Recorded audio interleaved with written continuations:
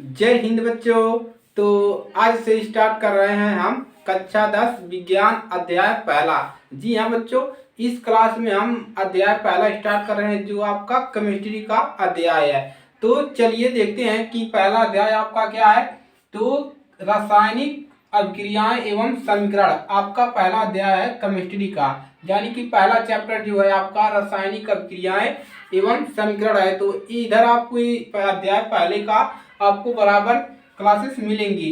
तो चलिए बात करते हैं सबसे पहले रासायनिक समीकरण के बारे में कि रासायनिक समीकरण होता क्या है। तो सबसे पहले आप रासायनिक समीकरण के बारे में जानिए, उसके बाद हम आगे बढ़ेंगे।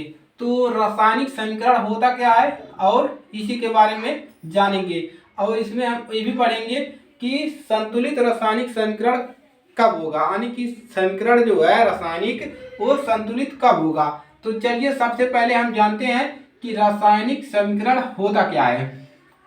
तो रासायनिक समीकरण क्या होता है, इसका परिभाषा भी लिखेंगे और इसका उदाहरण भी समझेंगे। जैसे अगर मैं आपको यहाँ पर लिखूं Mg+O2 और इसको लिखूं तो यहाँ पर देखिए क्या मिल जाएगा, MgO मिलेगा। तो ये होता है, इसी प्रकार का आपका क्या होता है, इसी को कहते हैं रासायनिक समीकरण। लेकिन रासायनिक समीकरण को हम किस प्रकार से लिखते हैं उसके बारे में हम परिभाषा में पूरे डिटेल से जानेंगे। तो चलिए सबसे पहले क्या करेंगे, परिभाषा लिखेंगे और उसके बाद हम उदाहरण को समझेंगे। तो चलिए लिखने की प्रयास करेंगे आप लोग। चलिए आप लोग लिखेंगे इसका परिभाषा। तो चलिए रासायनिक समीकरण में रासायनिक समीकरण में अभिक्रिया रासायनिक समीकरण में अभिक्रिया बाईं ओर लिखी जाती है, बाईं ओर लिखी जाती है।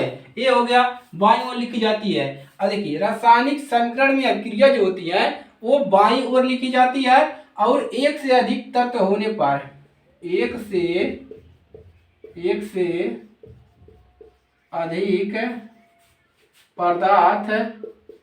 अधिक पदार्थ होने पर उनके बीच क्या किया जाता है, उनके बीच प्लस का चिन्ह लगाया जाता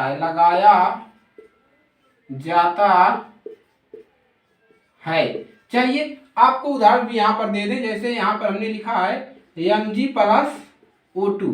देखिए रासायनिक समीकरण में अभिक्रिया इसको क्या बोलते हैं, चलिए अभी परिभाषा पूरा क्लियर करते हैं। उत्पादों को किया जाता है, उत्पादों को समीकरण के, और लिखिए उत्पादों को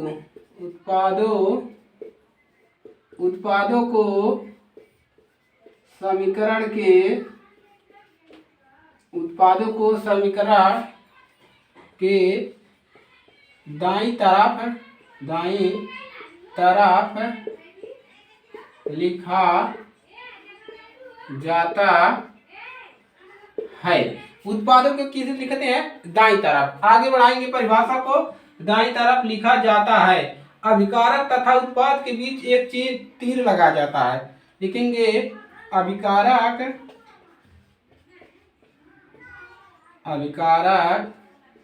तथा उत्पाद के बीच एक क्या किया जाता है, तीर लगाया जाता है। तीर लगाया जाता है जिसकी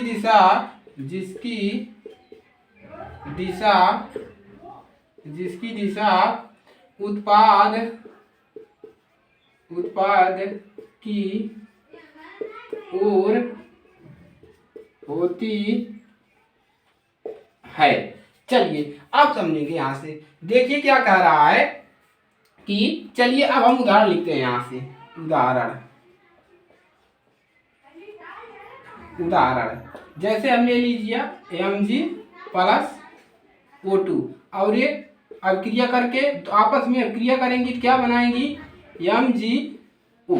अब चलिए समझते हैं। अब देखिए इसको हम बोलते हैं अभिकारक। इसको क्या बोलते हैं? अभिकारक। पूरे को, इस पूरे को हम क्या बोलते हैं? यहाँ से अभिकारक बोलते हैं और इसको बोलते हैं उत्पाद। अब चलिए देखिए इसमें इसको समझेंगे कैसे। ये देखिए ये है आपका क्या रासायनिक समीकरण। अब देखिए रासायनिक समीकरण में अभिक्रिया ये आपका क्या है? अभिक्रिया। अभिक्रिया बाईं ओर लिखी जाती है। देखिए दाहिना और बायां।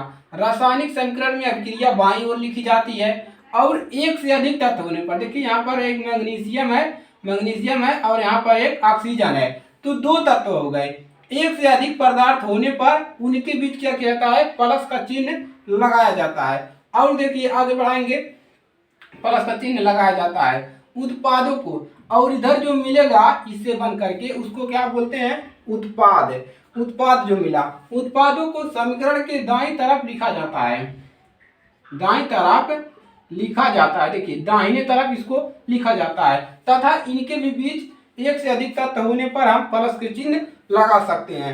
आगे बढ़ाएंगे, अभिकारक तथा उत्पाद के बीच, अभिकारक ये है और ये उत्पाद है, के बीच एक तीर लगाया जाता है जिसकी दिशा उत्पाद की ओर होती है। इसकी दिशा किधर होगी? उत्पाद की ओर इसकी दिशा होती है। तो ये हो गया आपका रासायनिक समीकरण। तो इसको आप लोग नोट कर लीजिए। रासायनिक समीकरण समझ में आया पूरा कि रासायनिक समीकरण किसे कहते हैं। चलिए नोट करेंगे इसको, उसके बाद आगे बढ़ाएंगे।